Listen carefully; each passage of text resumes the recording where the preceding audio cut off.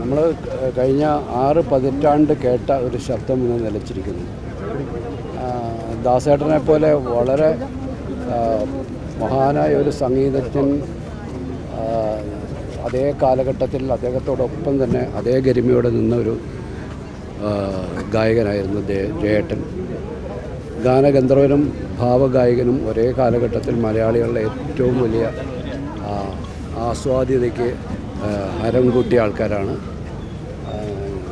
ജയേട്ടൻ പാടിയ പാട്ടുകൾ ഓരോന്നും മലയാളികളുടെ ഹൃദയത്തിൽ ഏറ്റവും സ്പഷ്ടമായിട്ട് ഉണ്ട്, ഇപ്പോഴുമുണ്ട്, ഇനിയും നമ്മൾ കേൾക്കും.